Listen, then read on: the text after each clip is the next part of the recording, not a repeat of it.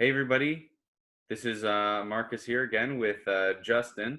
We're going to be doing a series reading this book. This is different than the other series that I've been doing because this is a fiction book. It's a book that Justin recommended. Justin's a friend of mine from school. He's a finance major, also soon to graduate. And he recommended that we read this book together called, how about you introduce the book? The novel is Do Androids Dream of Electric Sheep by I'm stumbling on the author already. Philip Dick. Philip K. Dick, which has been adapted into the movie that most people would know as Blade Runner, Mm-hmm. and its inferior sequel that has nothing to do with the book at all. Oh, really? That's what Yeah. that's what I was going to ask, whether or not the sequel has anything to do with the book. I mean, they're like tangentially in a way, because there's a couple things that there's like a chapter that's left out that is one of my favorite chapters Mm-hmm. in the novel, that the plot or the kind of the main dynamic with the character in the second movie kind of has. Okay. But overall, like the movie was fun to watch, but it would have been better if it wasn't a Blade Runner movie. Because I had a friend that said it was maybe one of the best movies he's ever watched. Who is this? A guy that I know from my internship. I mean, a lot of people did like it because it's a very well-made movie. What's it called? What's the title again? I think it's 2077. Blade Runner something. Yeah. I think 2077 was the name of some video game. That would be Cyberpunk 2077. It's Blade Runner 2049. Wow. The Cyberpunk is 2077. Yeah. So similar genres, similar naming conventions. Forgive me. Yeah. But then, so you've read the book before, but a while ago, so you're going to do your best to not give us spoilers as we go along. And if anybody does want to read along, I did find a PDF of the book, so I can put that in the description. Then anyone can check it out if they want to read before they come and watch. Although I will mention that there seems to be a couple typos in the PDF version. Yeah, I did notice that. What it probably was I've noticed this in other books. What they do is they'll photocopy it and then use a software that reads the text. Yeah. Image, so it makes mistakes, and then just no one proofread it. Yeah. But yeah, it's still cool. I mean, it like you might just have to catch those yourself and interpret what it's supposed to be. Yeah. But not a super big deal. Yeah. Okay, but today we're doing chapters 1 and 2, and we could just jump right in. At the beginning, there's this like little poem about a turtle. I don't know what it is at all. It's not a poem, I believe. It's like an excerpt. It's an excerpt from a Reuters news story from 1966, and it's about like the in the novel, at least, there's this aspect of how taking care of another like living creature is this like very kind of meaningful and almost spiritual experience. And I think the little news article from Reuters that is quoted is basically kind of highlighting that in some human cultures, because it's about the where was it? It was like the Philippines or something. It's about this like it's about this local tribe in like the kind of Philippines area, probably New Zealand. It does say New Zealand. Yeah. And it's talking about how they've revered this like tortoise or turtle as like a chief. Yeah, and as like a chief of their tribe. And it's up to like 200 years old. Yeah. And in the movie, the book will probably bring up the Voight-Comp test later, but it's I guess that's kind of spoilers in a way. But but that's how it starts, and so the electric sheep that'll come up in a second. Mm-hmm. Okay, the first scene is between this guy Rick Deckard and his wife Iran. I guess I'm just gonna pronounce it like the country, Iran, right? Or Yeah. Iran. I think But I had an audiobook playing as I listened to it. I think they pronounce it. It's a weird pronunciation, but mhm. I'm forgetting it because I listened to it. I reread the first or re-listened to the first chapter a couple nights ago, and I just did the second Right, this evening. right. But yeah, it's spelled Iran. And so it starts they're having a kind of argument between each other, and he gets up because of his alarm, and then she wants to keep going to bed, and then he says, "Oh no, just change the setting on the clock so that you want to wake up now." And then she says, "No, but I don't want that setting," right? Mm-hmm. And so apparently, then they start to have this argument, and apparently they kind of reveal through their argument that there's this technology that they have. This is the book was written when in the '60s. Uh, Let me check that. Yeah, it was written sometimes this in the '60s, '70s, but they're sort of purporting that this is set sometime in the 1990s. Yeah. And it looks like they've have this new technology where they can put it to different settings, and it can evoke any emotion that they basically want. So if you want to be a person who is waking up at this time, you can just make your emotion someone that wants to wake up, Mm-hmm. right? And And there, what year? uh, What is it? it's 68. Okay, so it would have been like he's speculating like 25 years or something like that, Mm-hmm. right? So yeah, and then they kind of have this argument about it, and he just seems to be just kind of like, oh well, we could just solve the argument if we just set your setting to the one that makes everything okay. And then she keeps resisting for some reason, and he's like baffled by this. Why wouldn't you Mm-hmm. just set yourself to happy, right? Yeah. And Mm-hmm. so he's realizing that they're in an argument, and then he gets to this point where he says something about he can set his anger. He can either set his settings so that he doesn't care and they get over the argument, or he can set his settings so that he's so angry that he will win the argument. And then she says, well, if you want to go with that game, I can set my settings so that I'm just as angry, and then we'll just keep elevating the anger, and then we'll collapse, right? Mm-hmm. And so but she doesn't want to do anything, but he doesn't want to just set it so that he doesn't care either. Mm-hmm. Exactly. Yeah. So there is like a weird like in econ, it's like a game theory thing where they have the choice to use this emotional setting or this emotional setting.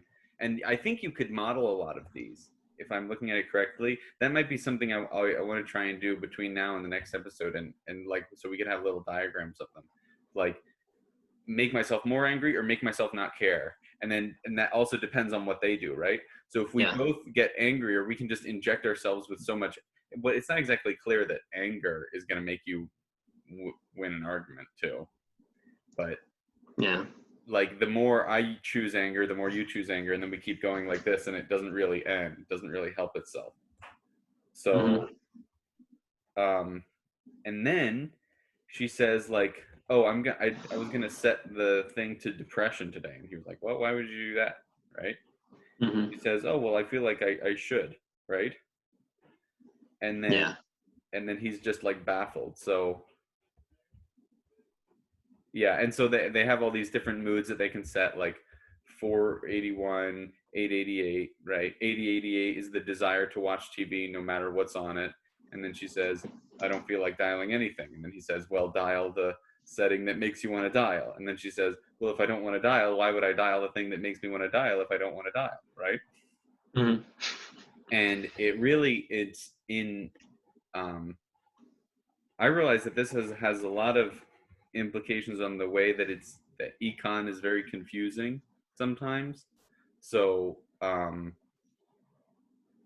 in econ we have this idea of like utility, right? And it's a very nebulous thing, but people treat it as if it's very concrete, right? So in this Mm-hmm. case, is her before or after she sets the setting what she really wants, you know? Can she analyze those two situations, the without dialing a setting and with dialing a setting, and then analyze which one has maximizes her utility overall? I don't think that's possible. The one thing that like might go off a little from the trail of kind of the economics discussion, Hmm. but a lot of this scene is kind of displaying Deckard's inhumanity because he's kind of almost programming himself to feel a certain way, Hmm. where his wife is kind of setting how she would actually feel, but maybe to like an exaggerated degree. But the more you learn about the world in its current state, the more you understand, oh yeah, she would probably be depressed. Right. So she's the one who's kind of actually having a genuine human experience, where Deckard just like, oh, I'm going to set myself to feel really hopeful, or set myself to a business like studious setting, Hmm. and just like set my setting for the most convenient mood that I need to have in order to do whatever I need to do for the day. Yeah. And Whereas so wife, you go on. there's a like there's a little thing where sometimes there's like a desire for genuinity, right? Hmm. But that but if this device is some sort of mechanism of controlling what mood you're in, we also consider that a good thing to, have self-control, right? So sometimes maybe you're in a bad mood, but you do need to go to work, so it is good to sometimes just like change your mood for a time being so that you can be productive. Doesn't mean you ignore what was really going on. So it's a complicated thing where you have to straddle two things, where you want to feel a genuine thing. You don't want to lie to yourself with your mood, but you also don't want to let your moods control the rest of you, right? And it seems like you can also kind of like schedule out the settings, Yeah. so you can like set it up in like your day planner of like, oh, at like in the morning I'm going to be depressed, and I realize that I need to stop being depressed at one point, so then I'm going to have the setting changed to something else, because I'm probably not going to change it myself when I'm in the middle of Yes. depression. Yeah. So if she's in this mood where she doesn't want to use the thing, somebody could set it that they periodically, like every few hours, schedule themselves that they want to program themselves so that they never want to stop, Hmm. right? Yeah. And so it kind of obscures what the true you is, you know? Hmm. And I guess what I mean with the econ thing is the way that we sort of model how people choose things is, oh, somebody can look at this choice. If you have like one or two choices in front of you, right? You have to have at least two for it to be a choice. But if you have two pathways in front of you, you sort of have this idea of all the things that I want, right? And that like I want apples. Apples give me like 5 points of utility, 5 points of happiness, and oranges give me 10 points, right? Yeah. So I want a certain combination over here, or if I can get more oranges going down the left path and the right path, then I'll go down that path, right? But if you have a choice to choose those points, what would you choose? It's not so obvious, you know? Hmm. So it's if you get to choose, if you have a preset notion of what you like, what is good for you, then it's very easy to choose between two options, right? Whichever one maximizes that curve, or that function, right? Yeah. But if you have the choice to change the function, what do you do? And this seems like the problem that they're in. Hmm. It's not the choice. You actually have to make a choice. You have to, Definitely. or you have to actually think about your choice or reflect on it or something like that. Yeah, I'm not sure. It's a in the real world, our moods do change, right? It's not like Mhm. we feel one constant, genuine feeling. We Yeah. do change our minds about things, but it's Mhm. something outside of us that's changing our mind. Yeah. And usually, if it's a good feeling, it probably doesn't last much more than part of the day. Yeah. But negative feelings have a tendency to follow you for a lot longer. Um, Mm-hmm. and that doesn't really, it can be like negative feelings can be influenced by kind of whatever situation you're in, Mm-hmm. but it's not necessarily fully determinate, I guess would be one way to put it. Because you can almost like trap yourselves in cycles of depression despite your life being pretty well off and decent. It's kind of where it's kind of like the that hierarchy of needs thing. There's something that's not being met, but almost everything is. Sure. Like in modern society, everybody has their basic needs met, but they're not getting that. They're not able to fulfill themselves, so they might be depressed because of that. Yeah. And then you end up in this sort of and that very well may be the case for these people, but they have some kind of technology to prevent themselves from even realizing the greater thing. Hmm. Yeah. Yeah, it's a like a repeated distraction from the truth. So, Yeah. and one of the other ways that I thought about this is if all the different genuine feelings, no single feeling is, going to give you complete command over the world, in that, oh, this one momentary feeling of happiness is not going to tell you that everything is always okay, or this momentary feeling, this feeling of sadness does not mean that everything will always be terrible, right? Hmm. So you have different feelings, and it's almost like you're slow. It's almost like you're talking to different people as you go around the world, and you get different conflicting pieces of information, and then slowly you have to fit them together into a larger pattern, right? But if you're using this system, I think that so there's a plurality of sources of information, different people telling you different contradictory things, and you have to use your own methods to try to sort through them, right? But you have to trust the outside feelings to a degree, or outside communications to a degree. But um but what you can do by accident is you can set one of them above all the others, and have it control all the others. So I'm only going to trust this source, this news outlet, and then what if anything contradicts them, then I cut it out, even though they might Yeah. be wrong sometimes. Or if you say I'm only going to believe things that make me feel happy, then you're going to believe a lot of false things, and you're going to reject a lot of true things. So it's a plurality of different principles and contradicting things that you need to hold. But then I think what happens in this system is they hold one thing above everything else, which is like the whatever system that you're using, whatever like means of logic that they're using to plan out their schedule with these emotions, that's the one source that they're letting control them, which it seems like complacency or something like that. Yeah, I think Deckard is the complacent one in the situation Yeah. where his wife is kind of it's his wife is having similar feelings as to like in a way like the whole mood organ thing could almost be kind of like a like an extended metaphor for drug addiction or drug abuse of drugs, Sure. because a lot of people use substances to change their like moods and attitudes. Yeah. And like in this case, it could almost be like an antidepressant. And a lot like I've had friends in school that have been prescribed antidepressants, and a lot of times it's just like they'll talk to like how, oh, I don't want to be on antidepressants because I'm not me anymore. I don't feel like me, Mm-hmm.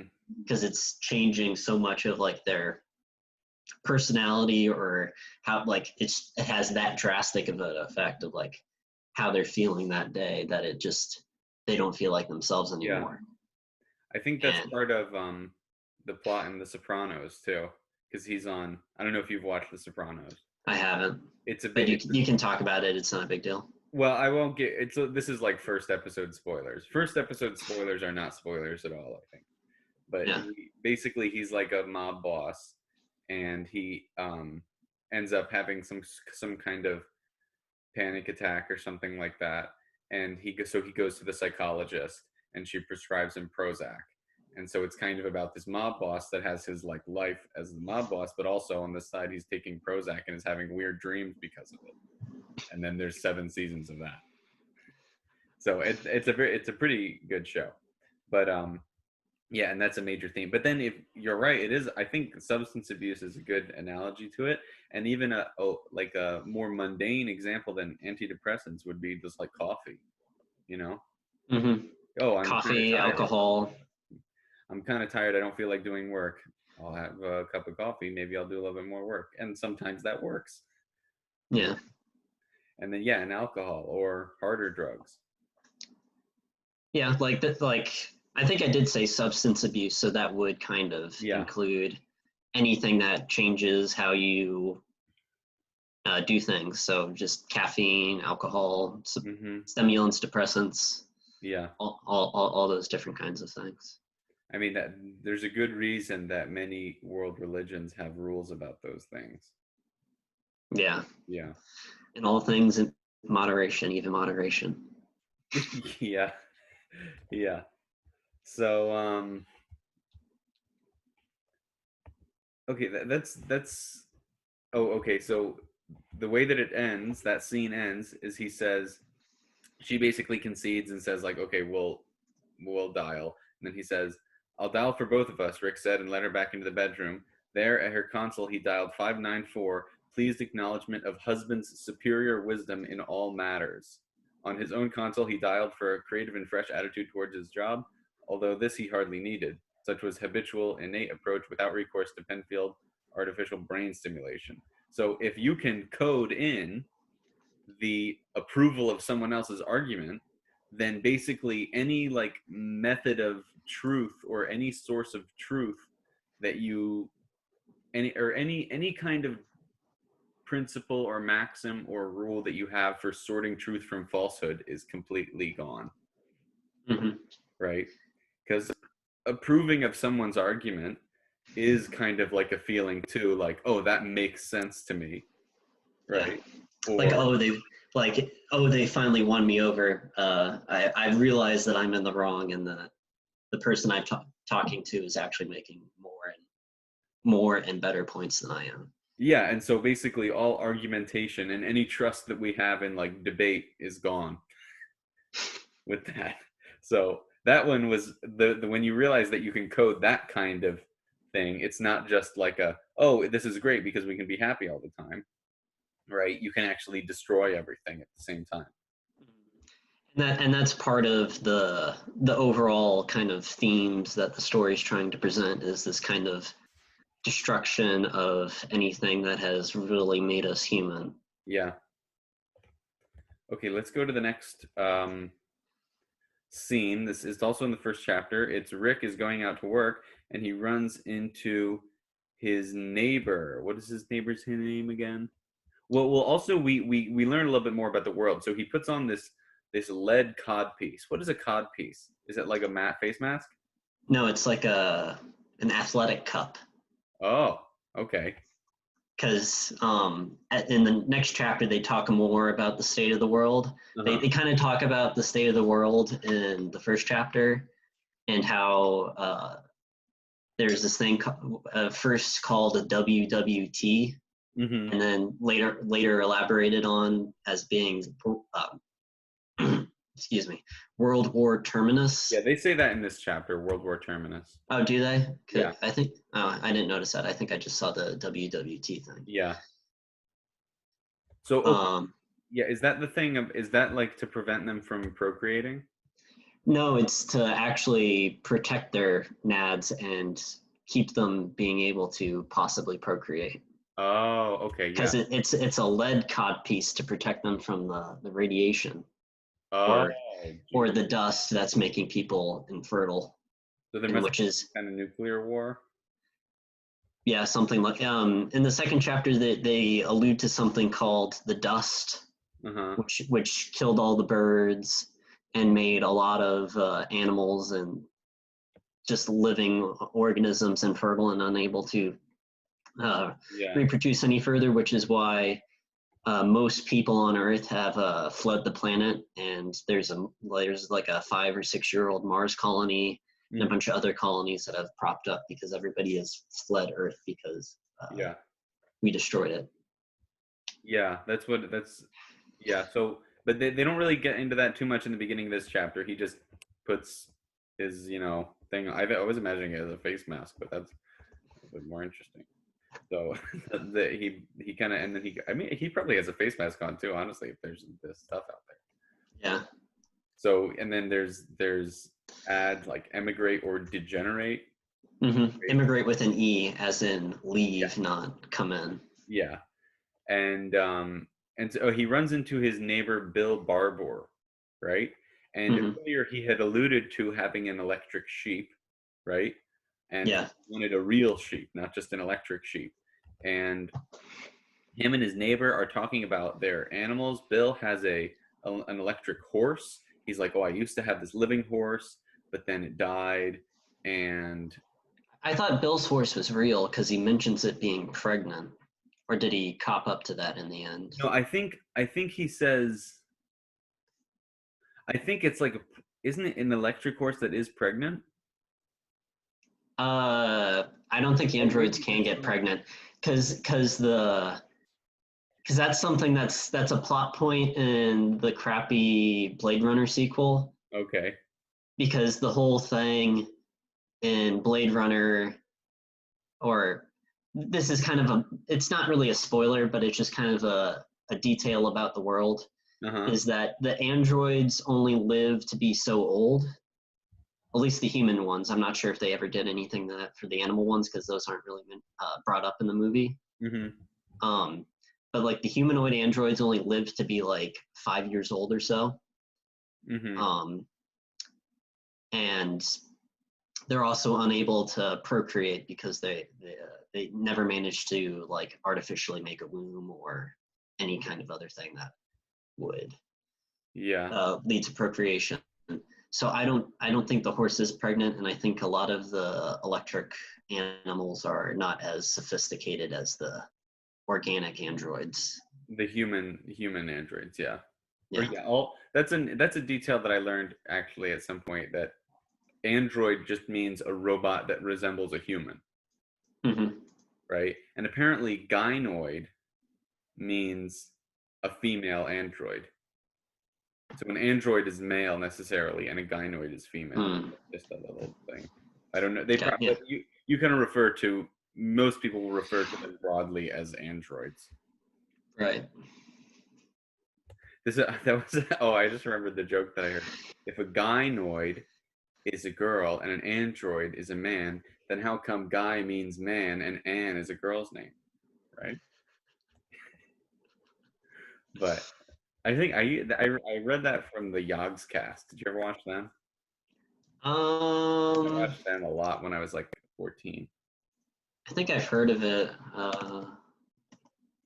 They were Minecraft but YouTubers, but anyway, oh, gotcha.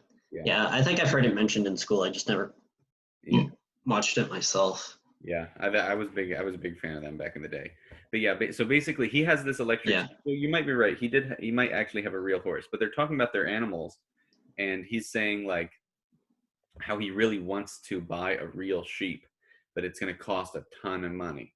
So Hmm. obviously these things are very rare or very low supply, and it would take him a lot of money to buy a um, a real sheep, and it would take him. They also reveal what his job is. He goes around killing androids, Hmm. right? And well, don't tell me if we learn later, but it's unclear exactly why he's killing androids. If it's for like the android's expiration date, or if it's just because he's like a murderer or an assassin or something. But I don't know, but we'll see. But apparently he gets commission for killing androids. So he says, if only I can kill like more androids, then I could buy a sheep, right? A real sheep, Hmm. an organic sheep. Well, either I don't think they ever bring up the price of what a sheep costs, Hmm. but they do bring up the cost of what a newborn colt would, and it's about $5,000. Okay, yeah. And I did a quick I found an inflation calculator just to get an idea.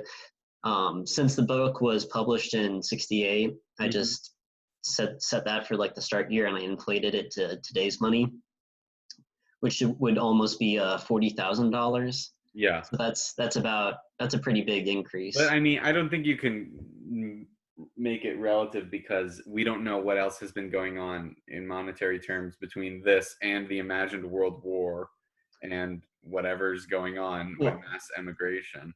yeah. Um, I'm not a monetary kind of economist, so I have no clue.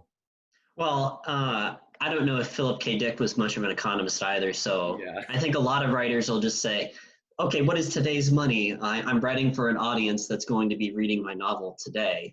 As soon Yeah. as you bring up money, it's probably going to be in the current year's terms. Yeah, but he's a So sci-fi writer, right? So he knows to make things wacky.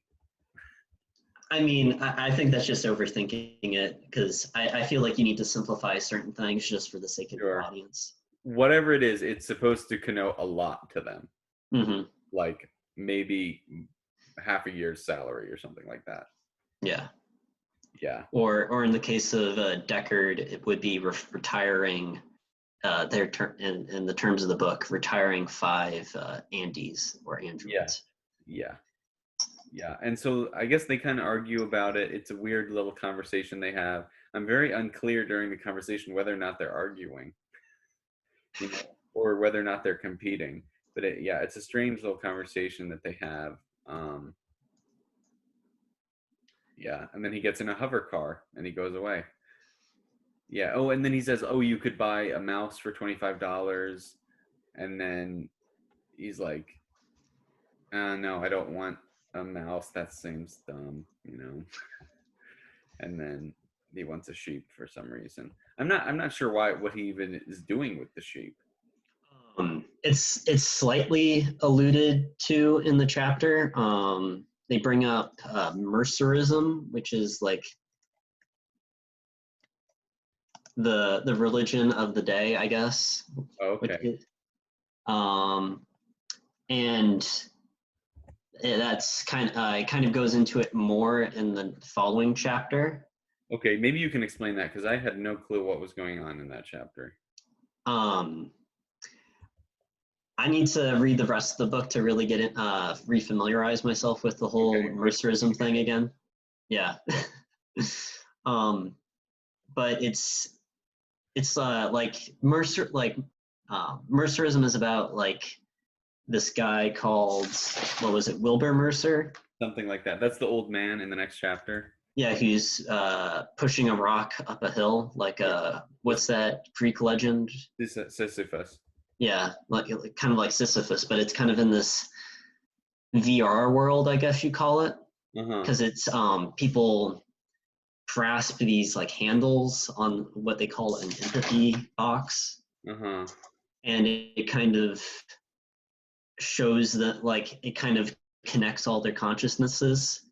Uh huh. But this could also just be John Isidore's kind of imagination, since he's what the book calls a special, which is kind of this Lower class. what yeah, lower class, lower people in the system, because they have supposedly bad genes that would basically all their offspring would either just be complete like shells of humans or something like that.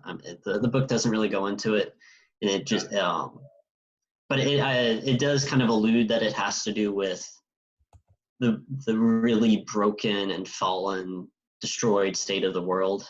So it could just be something that's resulted because of all of the world like apocalyptic warfare that happened. Yeah, let's get more into that last chapter because it focuses on this other character, John Isidore, who's, yeah, they say is kind of like they give a little bit more about what happened in the world. All There was some kind of war, and then all these birds were dying and things were dying out, and basically they're pushing everyone to move off world, right, to Mars, or they kind of allude to there being multiple planets that they've been on. I'm assuming Yeah. the solar system, but we'll see if they mention the other ones later. Yeah, that have kind of been helped propped up by all of the androids that used to be fighting in the war. Okay. They converted all the robots that were like frontline soldiers, I guess, into manual laborers. Right. Right. Um, and then I think I forget if it's chapter 3 or a little later on, you start to meet the android cast that comes in. Okay, cool. That'll be interesting. Hmm. Yeah. So, and then so John Isidore is this guy, and he's watching TV, and it's encouraging all these people to emigrate, right? So it's unclear how much of a choice people have in emigrating. I'm sure a lot of people were forced to, but if they have to implore people to do it, clearly people have some measure of choice. It's unclear yet. And yeah, but he's watching this ad telling people to leave, and he's going like, well, this just doesn't apply to me because he's one of the people that's been so affected by the radiation that he's special. And what do they call him, chicken mind or something, chicken head? Chicken head, yeah. Yeah, which means like dumb. But and it's very strange because they kind of allude to him being one of these things, but it's unclear whether or not he actually was supposed to be considered that way. Yeah, he's kind of like he's kind of like Forrest Gump, where he's kind of like just below Yeah. the recommended intelligence score. Yeah, but for some, but this doesn't mean that clearly he's like Hmm. useless either. Just Yeah, whatever measure they're using, consider yeah, him useless. because it talks about John Isidore's job and how his employer still takes him on and gives him work. And where's the quote? After all, if a chicken head could fathom Latin, he would cease to be a chicken head. And John Isidore has some vague sense of what his boss said when his boss said some Latin phrase. Yeah. So it might be something like where he could be as intelligent as everyone else, but because he failed on some specific test, he's not even allowed to train. I don't Mm-hmm. know. We'll see. He might be dumb. Maybe I'm talking about. Oh, he's definitely dumb, Okay. but just like he like if you like read his dialogues, he definitely comes off as being lacking in verbal intelligence. Let's put it that way. Okay. Um, but like I don't think he's as dumb as the society makes him out to be. Yeah, he probably could do more than what they make him do, but they clearly don't want him to procreate. That's the important thing. Yeah, and I think that might also just be because of the dire straits that humanity might be in at the current state of the novel. Hmm. Um, because it doesn't sound like there's a whole lot of humanity left, and they had to flee the planet. I think they had to flee the planet because it was living on there or was basically destroying the species and other species. So Yeah, humans left and took animals with them in order to save the little that was left. And I think the people that are still on Earth either still have like some attachment, probably like some sentimental attachment that they don't want to leave behind by going to like a new interstellar colony. yeah. Would be the way I look at it. That's why they're staying on Earth. Yeah. Yeah. So okay, and then yeah, and he gets into this box, the empathy box. So he turns off the TV, and he gets into this. He just like attaches himself to the box. He grasps these handles. It's very like unclear what's going on, and then kind of like some visual image shows up, and he's in some kind of barren landscape, and there's this Mm-hmm. guy Wilbur Mercer pushing ahead, and like pushing, like he's pushing something up a hill, right? Just like Sisyphus. Yeah. Yeah, and then there's all these other people kind of pushing up a hill, but the whatever kind of virtual reality is, it's very realistic because he actually feels like pain, the pain of what he's doing, right? Mm-hmm. And And he's, it apparently translates to reality, but I feel like John Isidore might be like a unreliable narrator, but Okay. um, like I said, I'm more familiar with the movies than the novel. I've watched the movie at least a couple times, and then I've only read through the book once. Right.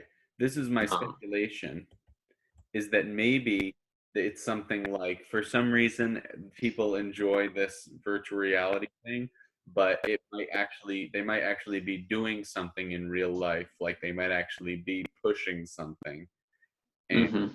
they use this virtual reality, like maybe that's whatever his job is, but he uses this virtual reality to make that bearable somehow. I don't know. Well, in the text, it does say like his feeling of like loneliness kind of fades away, and it Uh-huh. makes him feel more a part of a group.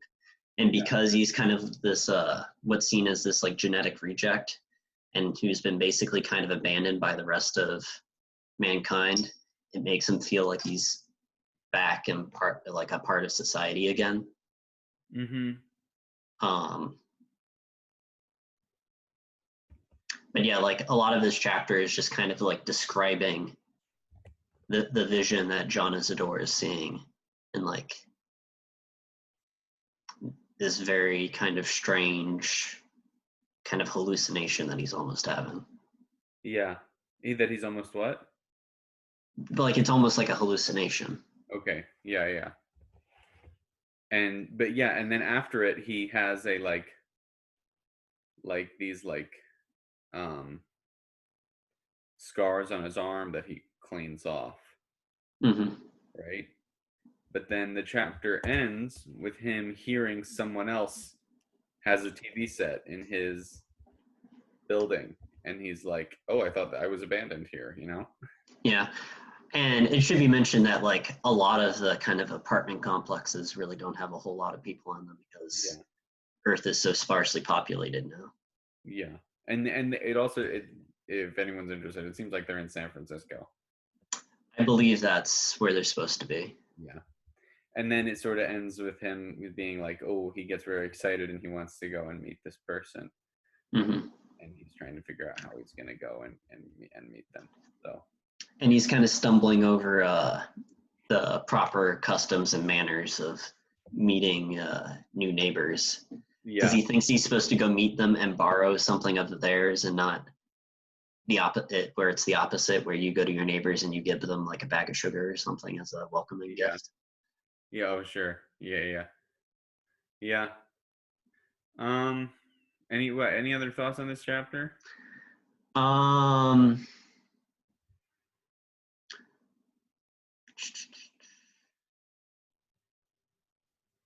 not I don't think anything that I wrote down. Um, but Wilbur Mercer, I'm like Wilbur Mercer and Buster Friendly, which was also mentioned in the chapter, are kind of also their own characters, Okay. and they're going to show up again. And like it's almost like this weird kind of side plot. Huh. It kind of has to do with a lot of how like people's perceptions of the world, if I remember right, and Okay. like why they're doing whatever they're doing. Um, there's also the weird line that kind of perplexed me. Mm-hmm.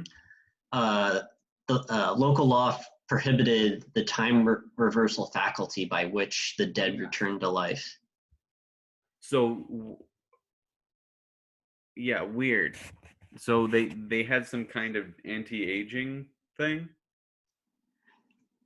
I feel like this paragraph is kind of almost saying that Isidore was like a mutant from the X-Men who had like time reversal powers or something. Oh, Um, maybe he had developed some kind of power from the m- m- radioactivity, but they and then yeah, and then it says right after that without his parents' consent, the killers had bombarded the unique nodule which had formed in his brain, had attacked it with radioactive cobalt, and this had plunged him into a different world, one whose existence he had never suspected. So him being a chicken head might be someone else's doing.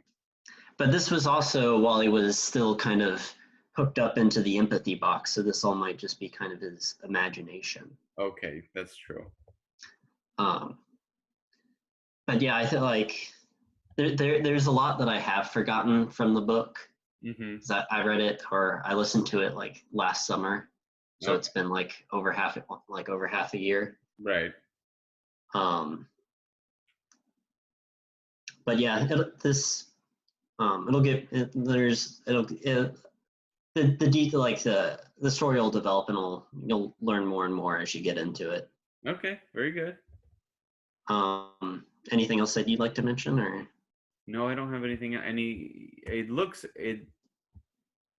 I have not watched or listened to much science fiction, but I probably should do more because I think good science fiction tests the limits of economics because a lot of things they test the limits of economic theories, and that's where I want to be clear what the limits. It's good to know what the limits of something are so that you can use it better, Mm-hmm. right? Because I think economics is great and you can use it for a lot of things, but you can't use it for everything. But if you think you can use it for everything, then you end up just misusing it. So, Right. so I think in a way, science fiction give you ideas and help you think outside the box. The box, Mm-hmm. but the think outside whatever you normal life. So yeah, I'm excited to keep reading. And it's not a very long book either. It looks like so far. Yeah, the ebook is only about 100 pages. Yeah, but they're long pages, so maybe yeah, rough. I'd say roughly it's like a 200-page book. It seems, but Yeah. yeah. Okay, we could stop there, but we'll be back soon enough. Mm-hmm. Okay, see ya. Okay. Bye. Bye, everyone.